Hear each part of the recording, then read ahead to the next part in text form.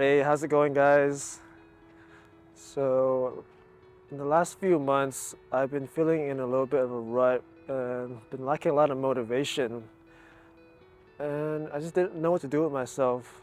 But as time went on, I got time to sit down and think. And I did 3 different things that have really helped me over time.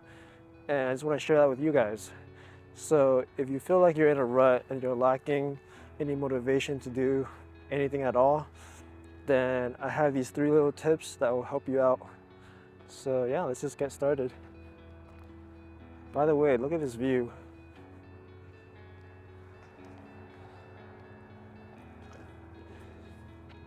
Pretty nice, right? It's about to be sunset, and I was originally gonna do this video out or inside, but it was so nice outside, so I decided to take you guys outside instead. Number 1 is just don't be too down on your failures. Like, everyone experiences failures, and I know they can be really demotivating at times, but honestly, they are a very necessary part in your journey to your eventual success. So you want to use your failures as a learning experience, right? Because if you never have failures in the first place, how can you expect to grow? It's from these setbacks and failures where you can figure out what you did wrong in the past and use them to do better in the future, right? Like, for example, as a photographer, I can have many great experiences, but once in a while, I'll have a bad experience with a client, and although at that moment in time, it can be really frustrating, and I could be set back, not just financially, but in other ways as well. But if it weren't for those moments, then I wouldn't be where I am today, right? So yeah, so just don't be too down on your failures. You want to embrace them, right? Because there are 2 groups of people in this world. There are people that will let a single setback or failure completely demotivate them from doing anything at all. And then there's the other group that will really take in these experiences or take in these failures and use them as a learning experience. Which one of these groups do you want to belong to?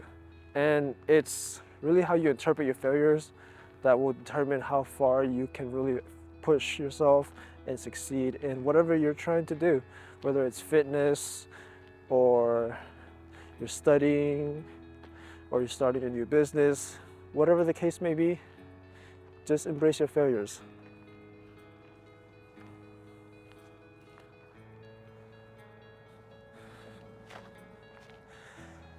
All right, I'm gonna sit down for this next one because I'm getting tired because I'm old.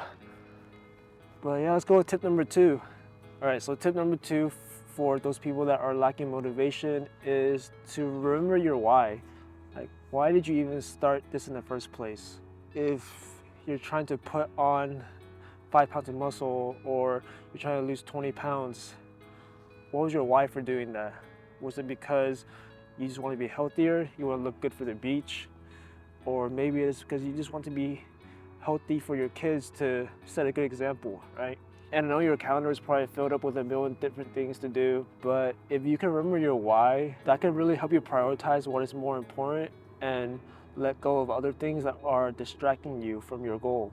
And whether you're working towards a personal goal or pursuing your dream job, as long as you remember your why, that can be really helpful in times of stress or self-doubt.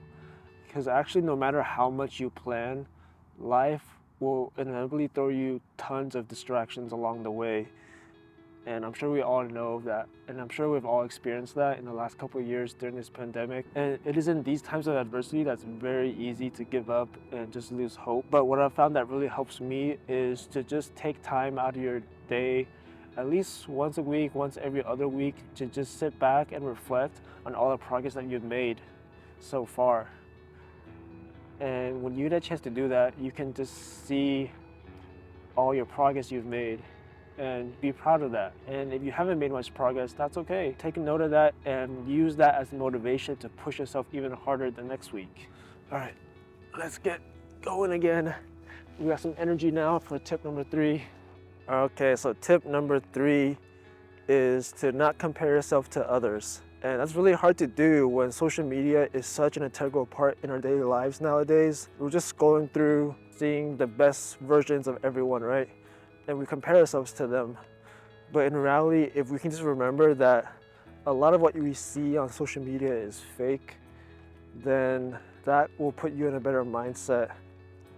But the truth is, disregarding social media altogether, even if you're just comparing yourself to other people that you know in real life, that's not a great thing to do either, because everyone has their own journey and their own path to success.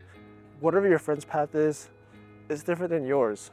Not everyone is going to go along the same journey. Everyone will have their own unique set of challenges and obstacles along the way. And what success means for them may be different for you. So just remember that. And the best thing that you can do for yourself is, instead of comparing yourself to others, compare yourself to yourself from yesterday. That's one thing that I've been doing, and it has really helped me. Even if it's just 1% better. You do 1% better every single day, that's amazing. You do 1% better every single week, that's still amazing. As long as you improve, that's what matters the most. Just go at your own pace. Don't worry about anyone else. Work at a pace that's comfortable for you, at a pace that you can sustain over time. And I think if you can apply any of these to your own life, you should see some changes as well. So if any of these have helped you guys, I would really appreciate a thumbs up to help my channel, because right now I got like nothing. And if you're interested in seeing more content similar to this, or more photography related content, feel free to give me a subscribe, and I'll be posting more videos very soon. All right guys, so I'll see you next time. Peace. Oh, actually, I have another thing to say. So back to tip number 2, I was talking about remembering your why and how that could help you if you're losing track of your goals or you're losing motivation. But what if you don't even have a why? This is something that I'm going to be talking about in the next video. So if that's something you're interested in, please remember to subscribe, and I'll see you guys soon. All right, peace for real now.